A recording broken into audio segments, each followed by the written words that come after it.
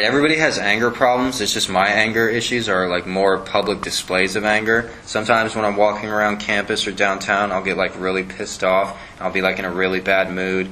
I'll be grabbing myself, cursing at strangers, spitting on the pavement. One time a little dog looked at me and I was like, "What are you looking at?" And the dog's like, "Well, I'm sorry."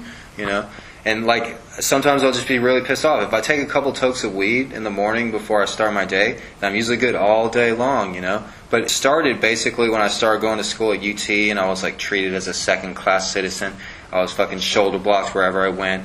Frat boys would always try to trip me and shit for no fucking reason but my existence. Another reason that I'm really good at like noticing people and things. I'm a writer and storyteller, so I'm really good at noticing things. I can look at someone and see like a lot into them. I mean, knowledge is power, but ignorance is bliss. And so like having this ability to see people like this, it sucks at times. The best way to describe it. You know how like they say when you're sleeping, when you're dreaming, you have like really detailed dreams and your brain works like, a million times more than it would when you're awake. Well, a couple weeks ago I had a dream where I was walking around middle school with with a girl, and she was taking me to this classroom, and she had me in my hand, she took me to this classroom, and we opened the door, and the class was full of like 50 to 100 people.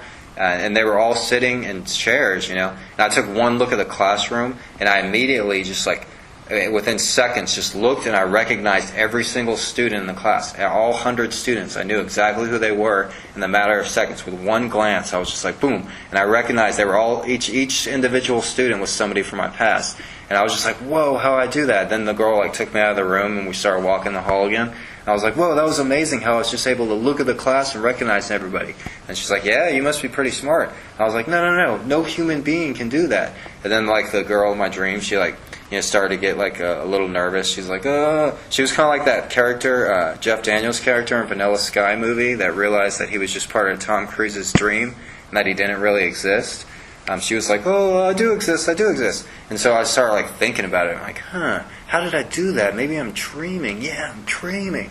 And so I started lucid dreaming. Whenever that happens to me, I woke up. That's a good example, why I get so pissed off when I'm walking around and shit. It happens, around downtown area, but sometimes it also happens on the bus. I'll get all pissed off and shit and like, getting on the bus and everyone's all taking their time, going all slow as fuck. That reminds me, there was this New York couple I heard about. I've never actually met them, but I've just only heard about them.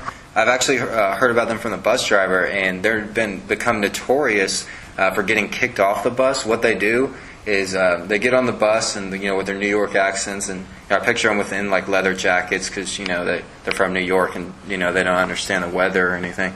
But they get on the bus and they go and sit in the back. And when anybody gets on, like takes their sweet time and goes all slow, they just start mocking them. They're like, hurry up, you fat ass! Like, come on, we got places to go, we got things to do. Come on. And I guess they do it like in a New York accent and shit.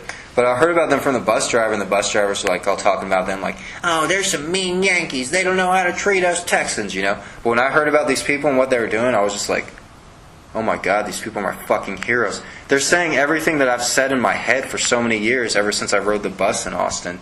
Like watching all the slow ass people get on the bus, like, I'm riding your bus, and they fucking take their sweet time. When the bus comes for me, it's like, I'm at the stop and I gotta wait for the slow ass driver to open the door. But once the door's open, I'm in, I slide my car, beep, I get to my seat, beep. I'm like faster than anyone. And you can only see the world through your own eyes, so it's kind of like, dang man, why can't they fucking go as fast as me? So it pisses me off. And one day last week, I was having this like really bad day. I was at the bus stop on South Lamar, just past 6th Street, and all these like rich kid cars were driving by with like kids driving vehicles that their mommy and daddy bought them, and like a couple of them were like mocking me. Some of them yelled some shit. All I'm doing is sitting at the bus. It's like 100 degrees out. I'm already pissed off and shit. I hadn't smoked any weed, no cigarettes, no food. And so the bus finally comes on. I get on the bus. It's like this fat old man bus driver. I go and sit in the back, and then he starts at the bus. He's just going slow as fuck. And I'm having such a bad day, I just fucking lose it. I start thinking about the New York couple. I'm like, man, those guys had it right. And so the bus driver fucking pulls up to a stop. He's like going like 1 mile per hour, and he opens the door. Then I just start mocking him. I'm just like, oh, I'm the bus driver, I drive slow. Then people start looking around like, wow, this guy's talking out loud, And then, like, you know, somebody gets on the bus and, you know, she has to dig for her 50 cents and, you know, she's all digging through the bag. Instead of moving, the bus driver just sits in the middle of the street. So then, you know, I start mocking the person get on the bus. I'm like, I'm an old lady and I'm trying to find my 50 cents so I can ride the bus. You know, it keeps going, like some like fat old Mexican guy gets on the bus and he's like, I'm an old man, yeah, I'm riding the bus. And then, like, the bus driver's just going slow and, you know, he shuts the door after he picks up the old man Mexican guy and he's like just going 1 mile per hour, 5 miles per hour, and I'm just like, here we go, I'm the bus driver and I go slow. And I'm doing this out loud, so, like, nobody's laughing, but everybody's, like, turning around halfway, like, what the hell is this guy doing? What the hell is this guy doing? All right, so the bus keeps on going down South Lamar, then turns down Westgate. It's at, like, the Westgate Theater. And we're pulling up to the Westgate Theater stop, and I notice there's somebody in a wheelchair at the bus stop. And first I think to myself, I'm like, oh, well, I can't really mock this person because they're in a wheelchair, you know. People, like, turn around halfway, like, to see if I'm going to say anything. And then all of a sudden, it just, like, slipped out. I was just like, I'm in a wheelchair. And then the bus driver just slams on the brakes and he fucking turns off the bus, turns off the AC. He gets up, walks to the very back of the bus. I like got a little nervous, like he was going to fight me or something. And then he just stands right in front of me. He's like, look, I'm not starting this bus, and I'm not starting on the AC unless you shut your trap or you get off my bus. You know. And then I didn't say anything. I just looked straight ahead. Then finally, I was just like, okay. And then I just fucking got up, walked off the bus. You know, walked down South Lamar, yelling obscenities at people, and. You know, it's kind of a bit of an embarrassing story. You know, I really need to control my emotions. You know, you're actually the first person I've told this story to. Well, you're not the first person. You're the, you know, whatever number the counter is on person I've told this story to.